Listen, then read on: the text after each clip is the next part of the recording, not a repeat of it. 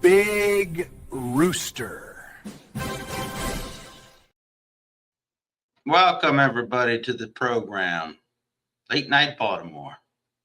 And it is Late Night Baltimore, and we are going to make some choices on the playoffs. This is the best day in the NFL for playoffs. This is the divisional playoff games, and that's going to be something cool. So here we go.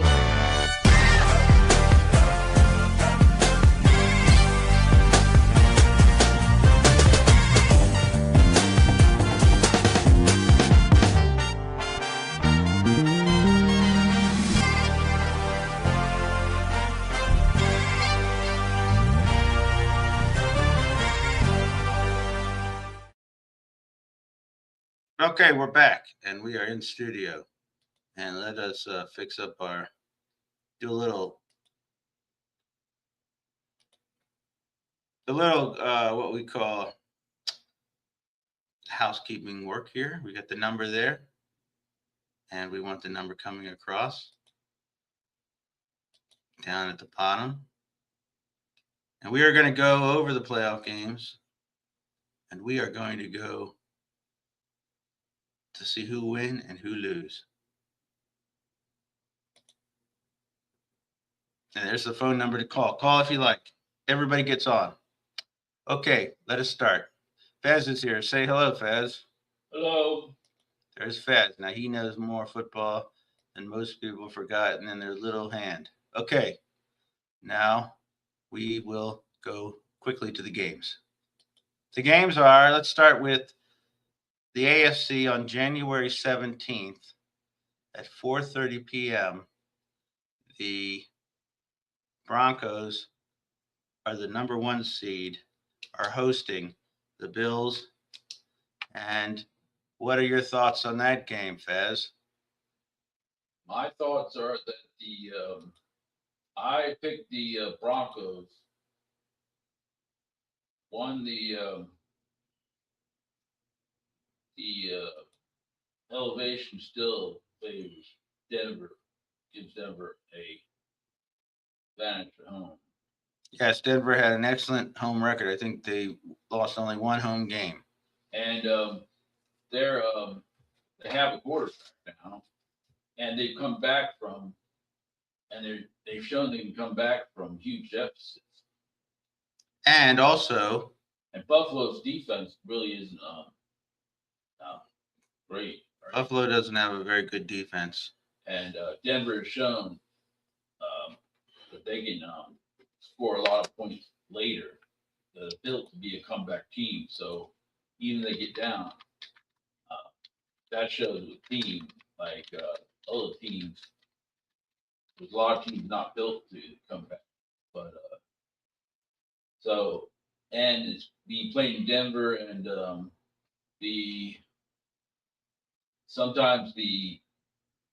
and I don't know how Josh Allen is helping. Yeah, that's the thing. Josh Allen really got beat up. Although he's playing at a high level, and I'm usually a Josh Allen detractor, not really from his talent, but something about him gets on my nerves. But that's all right. It has nothing to do with him. He's playing at a high level, although he got the crap beat out of him against Jacksonville while he blew them out. You have to. He's done everything for that team. They have a lot of. They have an excellent offensive line. They have Buffalo? Great, yes, the great running back. They're the number one rusher in the league, the most underrated player. James Cook, led the league in rushing, had over 1,600 yards. Probably no one knows that. Probably not many people know more than Josh Allen. But Josh Allen. Let's not detract from Josh Allen. He deserves all the credit. All depends what his health is. I'd say that it's going to be a very, very come down to the wire, very close game. Yeah, what might decide it is the bigger picture of our choice in the other AFC game, which we'll get to, but we don't think that two road teams are going to win in the playoffs in the AFC. So we have a feeling about the other game. Denver is coming in healthy, and though you got to question about decisions they made this year. The coaching, but McDermott's not the best, but neither is Sean. What's his name? Sean Payton makes some weird decisions. Both of these teams are not the Denver because they haven't been in the playoffs much lately, but Sean McDermott and Sean Payton are both known for collapsing in the playoffs. But So the one thing is that for Buffalo, their key is they got to get off to a fast start. They can't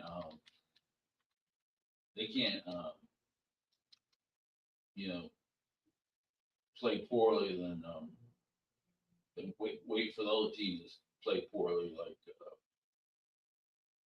The Bills humiliated Jacksonville last week when they allowed Josh Allen to power over their whole defense. That's like one of the Bo Jackson running over Bosworth. Yeah, Brian Bosworth. that was very horrible for Jacksonville. That makes you forget that. You had 7 guys, and you carried your team like 7 yards. And some people tried to say it was tush push. They want to a tush push is from 1 or 2 yards, not 7. He was pushing. Yeah, he was pushing the pile. He was pushing the whole pile. He deserves credit, but I think the Denver's record at home. Josh Allen is one of the toughest quarterbacks the league has seen, but he's not. But they shouldn't be able to do that against the other team, total team. Also, it's on the road, and also Denver's had a week to rest, and I think Denver's the type of team that benefit from that kind of rest. Yeah, and they don't have to travel. So Denver is 14-3. They got to have something going for them. Yeah, Denver at home. I think they only lost. So it must have been 7-1 or 8-1 at home. Yeah, I think they were 8-1 at home. So Denver has anything gets you advantage. Denver with that as the biggest playing that, and you got your players healthy. Yeah, Bo Nix. That's the quarterback for Denver. Remember, they came back from the it was against the Giants, I think, where they scored 22 points in the 4th quarter. So even though so Denver are home favorites. They were 14-3. They have that home field advantage. Yeah, I'm not saying They have the thin air. The Bills are beaten up. The Bills are and on the road. Which Bills team shows up? So at 4:30, Bills team that beat Jacksonville, or the Bills team that lost to Miami in the 30-13. And Buffalo actually had a lot of inconsistency in the second part of the season that people don't remember.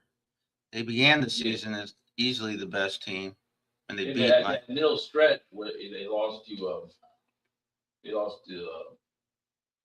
Miami. They lost to Atlanta by 10. Yeah.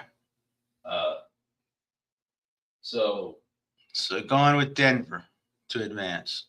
Buffalo's just too much of a question mark. Which Buffalo team? Yeah, and the home field advantage. Denver just seems like a fresh, they've had a week off. New team that had a week off, and as then we get completely healthy. Buffalo had a tough game. Also, Buffalo's under immense pressure, and they don't usually respond when the pressure comes this high. Yeah, because McDermott has got to be on eggshells. He knows that he's walking on nails because if he loses this game, he's out. Buffalo won in the first round a lot, but then they come up like the one year they beat Dolphins 34-31, and they didn't think that was a big problem. But then the next week they lost 27-10 to the Bengals. and you got to question some of their play calling or offense when you're trying to run screens, and you got Josh Allen as your quarterback on 3rd and 7, 3rd and 8. And also, Denver has had another week to plan for Josh Allen's running around crazy stuff. So yes, we're Denver has taking. one of the best defense. Denver has better defense than Jacksonville. We're saying that okay. So the over/under we don't usually do, but the spread is Denver at 1.5. That means it's even or Buffalo's really favored because you always give. Yeah, because you get 3 points usually for home. So I say Denver wins by 3. Yeah, I say 26-23 final. That's good. And what about the kicker? Denver has a good kicker, right? Yes. As He's usually kicking that out. yeah, that's true. Yeah, that Thinner thin air. It's really the home field and the freshness that is and giving the rest. the rest that is giving That's such an advantage to get that rest. the Broncos. And Because playoff games are so tough. to be fair, the Broncos 14-3. I don't know much about them, but 14-3 is pretty damn good. All right. So we go to the next game that's going to be played. I believe that at 8 o'clock on the 17th, the Seahawks are at the 49ers. Are at the 49ers? Yeah. No. No. Seahawks are the number 1 seed. Yeah, the 49ers have to be at Seattle. Yeah, this is all weird. Yeah, it's at Seattle. I'm saying Seattle because of the rest. I think Yeah, Seattle also is I 14 think and Sam 3. Darnold's gotten better, tougher, and after what happened last year, I think he's learned. Now Sam Darnold, there's questions about he might be hurt. But San Francisco has a lot. There are injuries. I think Kittle was hurt in the end of the last game for the 49ers. Kittle is not coming back, I don't think. So He had an ACL. I think the 49ers. Without Kittle, I give it to Seattle. I give it to Seattle. Seattle's at home. That's hard to travel there, even for the 49ers. Yeah. The Seahawks are favored by 7. I don't think they will cover that spread. So then, as far as Vegas goes, the That's a lot of 49ers points. are gonna win, but the actual score will be, I'd say the 31-27. 31-27 sounds good. I'm going to go with 30-20, 31-21. The Seahawks So you have say an the outstanding Seahawks are gonna defense. I think they'll. All right, you're right. Yeah, okay, so 30-24. cover? Okay, that's I'll pick the Seahawks. Will advance at the 8 o'clock game on Saturday. Seahawks have an excellent. The 49ers defense, for all their injuries, have done really well. But they're really hitting injuries. Solid has done a great job of defense, but Kittle being out, Kittle's the wild card of top tight ends. And McCaffrey is hurt, I think, but not in doubt. But Kittle is the but it's another exotic location. It's top tight end that rivals all. It's at Seattle. It's another exotic location for teams to go to where no matter where you're coming from, it's a long distance. Yeah, even 49ers, it's like you're in the middle of 49ers, you're traveling. You're in Alaska, so yeah. Seattle has an outstanding defense, and I'm saying the Kittle factor would be a big.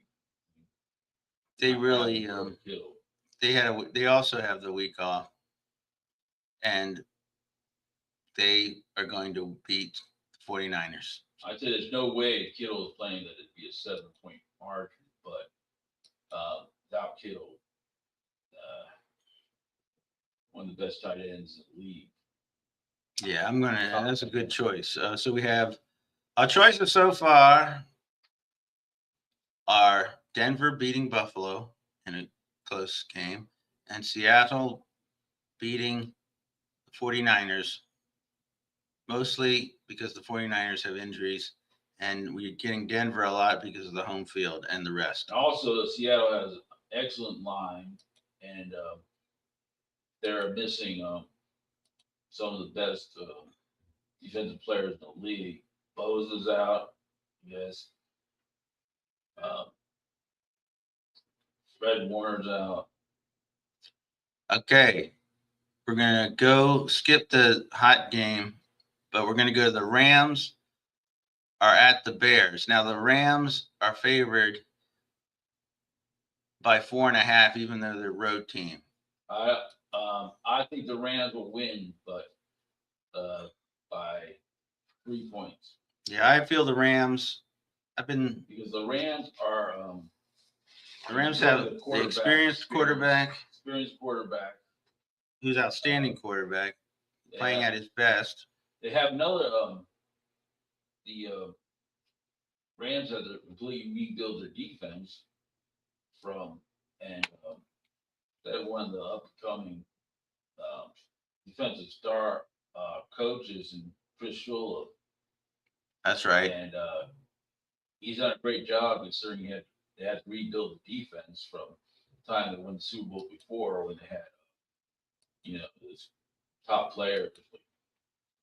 The Rams are playing with a different focus this year. Matthew Stafford is very high to be MVP of the year, close. Yeah, behind Drake May. The coaches really learned a lot. He makes a lot better decisions. They're so experienced in the playoffs. The Bears keep doing it. They keep surprising people. Yeah, but they have a young quarterback who is quite, doesn't have playoff experience. He has one game. I'm not really sold on him. He really is inconsistent. And, he can be really awful. Be awful, or it could be. But they've surprised everybody before. But I don't think. But it's going to be. I still think it's going to be like 3 or 4 points. Yeah, I think the Rams are too focused. Stafford's playing too well. Because it comes down the to experience is too good, and the coaching. It comes down and to superior I think it's coach. Be a game like like they played their first game against Carolina. Yeah, so I would say Rams. The Rams. The Rams are favored 30, by 4.5. 26. The over/under is 48.5. You say what is it? 30-26. Okay, 30-26. That sounds right. So Close game. Over. But the Rams to win. Yeah. Because of experience, superior quarterback. Is going to be crucial. But nothing against the Bears because Bears. They've been shocking people all year. Yeah, and in running for Coach of the Year, Ben Rock has done a fantastic job. It's a great hire. And now, so we go with the Rams. So with the NFC Championship will be Seattle or the Rams at Seattle. Yeah. Okay, that sounds good. And now let us go to the hot game of the day of Sunday. It'll be the Patriots at the Texans.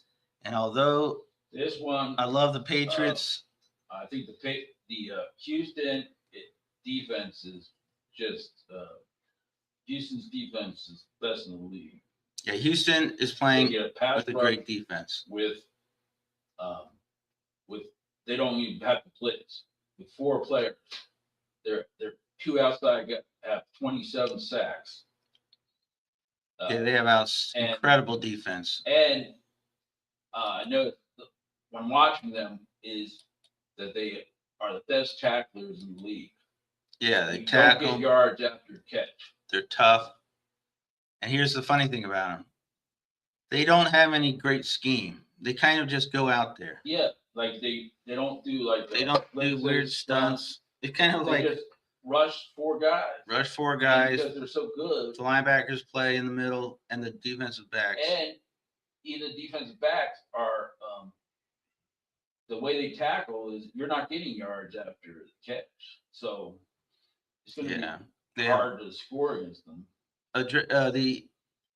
The Patriots, although they have been the best team in the year, and Drake May is probably the MVP. They were a little slow last week, so maybe the playoff. Maybe they're either coming to some kind of not exhaustion, but showing some chinks in the armor, as it were. CJ Stroud has been CJ Stroud for Houston is still. I'm not 100% sold on CJ Stroud because we got that defense, and but CJ Stroud can play great, or he can, I've seen him play really some bad games, but Drake may have trouble with this defense. I think he another thing that Houston does get they get turnovers. And the other thing is, unlike a lot of teams who benefit from the rest, they're one of those teams that benefited from playing, because now they're really rolling. They're got the momentum. They're very. It might be, if you take that defense, toughest team. The toughest team, because defense wins championships, and they got the best defense. And the other thing is that they played Pittsburgh, and although they were not good on offense, they kept giving Pittsburgh chances. They did not panic, and they ended up blowing Pittsburgh out of the stadium. Defense was dominating. The defense dominated. Steelers scored 6, and those were all turnovers. Yeah, it was 7-6 at halftime. 7-6 going into the late in the third, and then and they didn't panic. The defense of Houston scored more points than the offense of the Steelers. Yes, also, they didn't panic. They kept consistent. And the guy ran back for a 51-yard interception return. If you go back and watch that play, Rodgers tries to make an attempt. I think it's Rodgers or whoever. Yeah, I know it's Rodgers making He just pushes the guy. The defender. Defender just pushes him out. Yeah, that was the side. That was the second most humiliating play by a team. Yeah. That being like you're a fly, like you're just pushed out of the way. And sometimes these road teams in playoffs, especially a team who has played a game, coming into a team that hasn't, sometimes they're really ready for the game. Houston's a team, like you said, that thrives. That it was they get better because they played that first game. So even though they didn't need a break, Vrabel is a great coach. Vrabel's a great coach, and Drake May is the MVP of the year. They're gonna win. They're gonna win championships. Yeah, they're going to be a good team. They should be a good team for a while. Who is the coach of Houston? DeMarco Ryan, who should have been coach of the year last year. Yeah, and also Stroud is not. Stroud is good. Can be really, really good. And Stroud, healthy, is an excellent quarterback. But any mistakes made by their offense are hidden by how good their defense is that they don't allow. And Stroud's tough. They have a persona. Yeah, and also you almost never see a defense that is playing hot going in the playoffs all of a sudden collapse. That never happens. Here's another thing: the Houston at one time was were 3-5. They finished, and now they're 13-5. Yeah, I'm going. So it's going to be. So we say Houston versus. We are saying Houston versus And Houston what's versus the over-under Denver. on that game? The over/under on the game is 40.5. I'm saying it's going to be a low-scoring game. 24-19. That's a good score. I'm saying 20-17. 2017 is better. I said that, something like that. So Seattle versus the Rams in the NFC, and Houston versus Broncos in the AFC. Sounds good, but we don't know everything. But we think we do. But we probably do. It's a good analysis, I believe.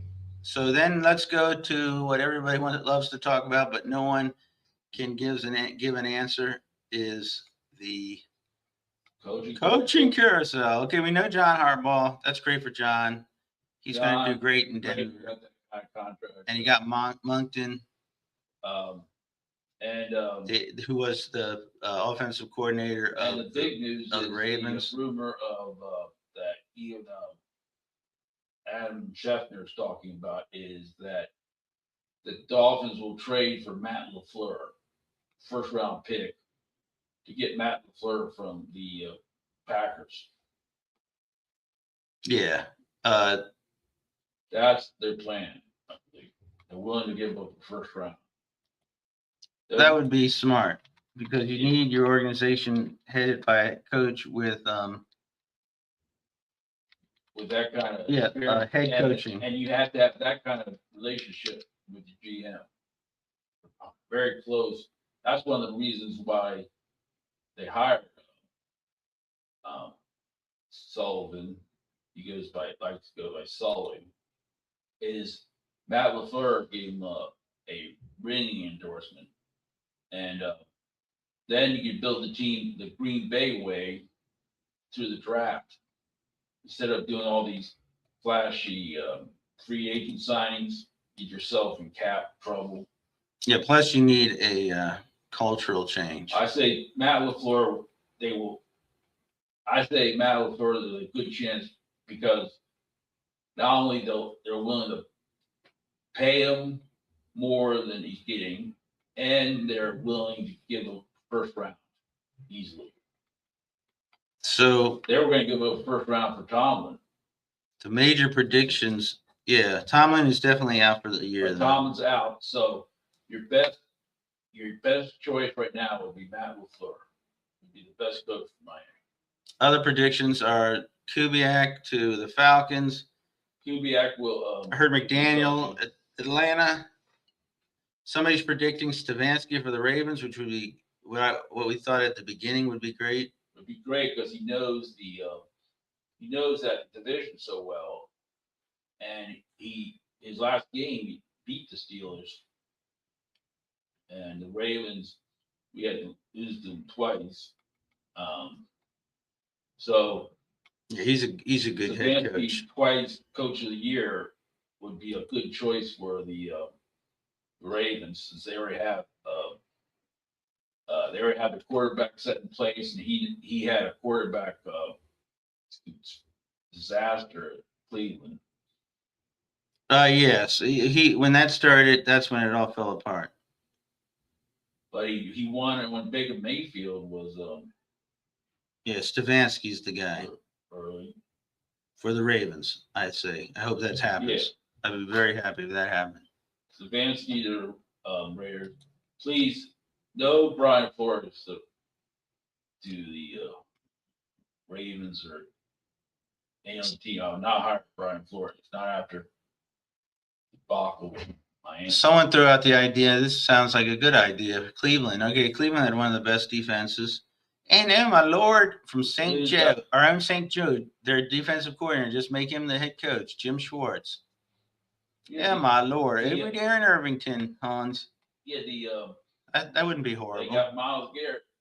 You got Myles Garrett, 23 sacks. Yeah, they don't want to lose Jim Schwartz, right? Defensive player of the year. Twice. So they probably keep him as make them their head coach. That sounds like possible. That wouldn't be a horrible choice because their defense, defense was. They had one of the best defenses. They didn't want to let that guy go.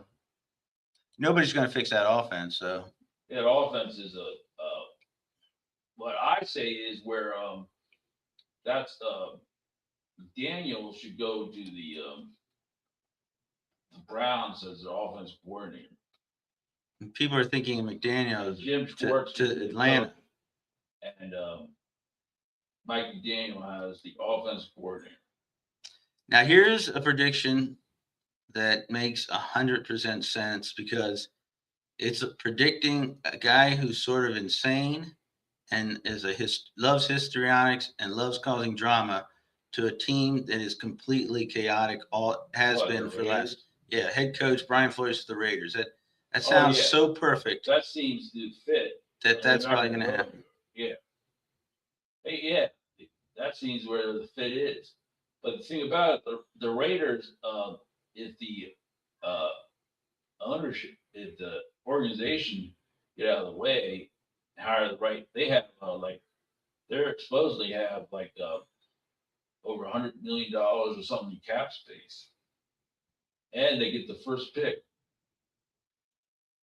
So that sounds perfect for the Raiders. So drama and drama, soap opera. The Raiders are not going to be a team that's going to turn around, even though they get the first pick and they have all that money, because they're going to blow it somehow. Now, the big predictor people are predicting on the internet is somebody named Jeff Hafley to Miami. No. But now there's been a new news about Miami trying to get LaFleur, which would be brilliant for Miami. That would be something. Miami needs something like that. They need a head coach who has experience. And Matt LaFleur would be a fantastic. They already had a great draft. Yeah. Because Miami does not have to do a total rebuild. That would be a major, great moment for Miami Dolphins. Tua has to stay, or he has to himself, if he wants to leave, take a huge cut in the contract. I really think that it's fundamental for the Dolphins that they hire someone who has been a head coach. Yeah. If not LaFleur, because I'm saying LaFleur, so I'm not going to mention, but I would say Robert Saleh. Yes, Saleh. Because he's had that head coaching experience. Okay. He can't be blamed for being on the Jets. That terrible organization. I ran across another smart prediction. Jesse Minter to Pittsburgh. Jesse Minter to Pittsburgh, or that would be a good choice. He's has a lot of experience. He's a very good defensive coordinator. Big name. Rebuilt that defense. I mean, they had injuries, but Pittsburgh needs to get re-energized. And it sounds like the Titans are almost definitely going to hire Matt Nagy. Okay. So those are the predictions, but we don't know what's happening. The only thing that's happened, the only thing I really make, the two that make sense. I know for certain is that the Dolphins will be willing to give up a first-round pick to get LaFleur. Guaranteed. Yeah. They're going to do it for, the owner wanted to do it for Tomlin, but Tomlin looks like 100% he's not going to coach. No, he's not coming. And Brian Flores to the Raiders sounds too perfect. Yeah. Jim Schwartz to the Browns sounds also perfect. Stefanski for the Ravens would be incredible. Especially winning that division, when he knows his team so well. But I don't see Saleh. Nobody's predicting Saleh to go anywhere. That's weird.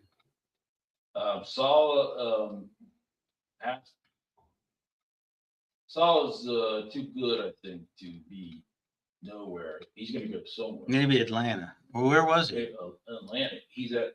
Where was he coming from? He's come from 49ers, the defensive coordinator. All right, so let's see if there's any NFL news. Let's Ball's see. too good to be on the sideline. He's going to be somewhere. So Patriots cornerback Gonzalez might be out against Texans. So that's I another think thing. Salah to like some team like Atlanta. All right, so that's our predictions, and that's what we say on the coaching carousel, which might come more into the picture after this weekend's games. So we have Seattle and who's the other team? Seattle and the Rams in the NFC, and Houston versus Denver in the AFC. But we'll see how it goes. All right, Fez, you want to add anything in any? It could be in anything. Yes, I wanted to add that from a very good source that I trust, that how ridiculous the Trump regime is that these ICE agents get 47 hours of training before they're given uh, these deadly weapons and body armor. Yeah. They're and this is from the same source, and is that they're better armed and fitted with armor than the soldiers were in Iraq and Afghanistan, and they have 47 and it's 47 hours of training in honor of our great leader And President. speaking of that, also the idea that the person who murdered that poor woman in Minneapolis gets total immunity. Is supposed to be given total immunity. Yeah, because they Nobody's have to given make total second immunity. decisions. So the police officers, if you're and you do that, no one wants to be around you. Your split second decision is you assess threat. You have no assessment threat because you have no training. Yeah, and the police officers who go down in Police Baltimore officers even would, have limited immunity. Why do they get total immunity? Yeah, a police officer would have shot at someone who is moving away and has no weapon. A woman, a 36-year-old woman, 37-year-old mother. 37, and then I heard total immunity means that they could just go into their house and kill. He can kill his family. Yeah. So there goes the Fourth Amendment, illegal search and seizure, and another thing is there was the FBI went to a reporter's home and took hard drives and anything that you already have a right wing press, but to take what you have, the good journalists still left are threatened. Without freedom of press, you have not only you have no bureaucracy, your public will fall. Yeah, because there's no checks and balances in the government. Because you're supposed to be the overseers, the keep in line, but so if you listen to MAGA, advocate of the people, you'll notice that MAGA now that Trump and MAGA are doing things that are so egregious that now they just refer to the things that the government is doing. And Trump, without saying Trump's name. And Trump wants to now he wants Iceland. He's insane. He definitely is insane. He's a degenerate, pedophile, and these are facts. These aren't conjecture. Yeah, this isn't something made up. He's a pedophile. It's Jeffrey Epstein's Everyone knows best he's a friend pedophile. and And if enabler you're for okay with decades. that, you're as bad as a pedophile. I mean, Worse. he gave Jazane, whatever, and your first name is Maxwell, a sweetheart place to land so that she wouldn't divulge facts about him. I mean, Yeah. okay, that's And okay with destroyed 73% of the files that were lost, and the FBI were all from, and Cash Patel lies about it in a hearing, saying that it was accidental. Yet a congressman went through, pointed out from forensic evidence that he signed off on destroying files. and That would be prison time. Should be life in prison. and we know all you MAGA cult people won't care, but you might start caring when you start getting your premiums. Yeah, when your premium Bills come in. Mississippi might easily become blue when you go from $41 average with the subsidy ACA to $610 a month.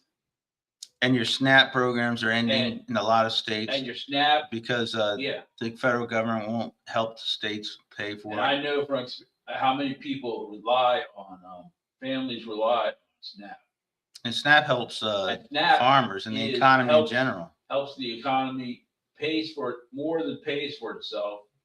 It's like $1.40 to $1.60 or something that it brings back for every dollar, because because grocery stores, it keeps the economy going. People can eat. Yeah, how are you supposed to do anything? And how are you supposed to get a job if you can't eat? Yeah, if you're not even strong, you can't even get any nourishment. Especially taking things away from children, you're a beat monster. Yeah, they are monstrous. Monsters. You're the worst nightmare. Yep. And immigrants, no matter what anyone said, are a gift to this country. We're all immigrants, like you said. Not only that, we need immigrants, and we need to come together, be a democracy, not so if you're for a oligarchy, then you don't believe in democracy to begin with. You're an enemy of democracy. You want a dictatorship of the. You want a Russia. Go to live in Russia then. Yeah, and in go live in Russia and see if you like it there. Attacking Venezuela, that's okay with you? Abducting their president? And then press saying that with explosions I saw, there's no way that only 2 people, civilians, were killed. All right, so with that, we will have to wrap up this episode. Let's see what happens on Saturday and Sunday. Maybe we'll come on. Of course, going after football, we'll be doing a lot more political stuff and news stuff and what's going on here in local Baltimore. But we are a football show, and let's hope that we can report Stefanski to the Ravens and LaFleur to Miami, and Solace somewhere. And my Lord, Baltimore's Jim Schwartz. Yeah, that's why I always did bad in phys ed. I always forgot my Jim Schwartz. Jim Schwartz, Cleveland coach. Yeah, that sounds good. Perfect. Because he did a good job of the defense, considering how bad the offense was. And nobody can fix that offense. All right, everybody. We will say Fez was here, gave his football, and we will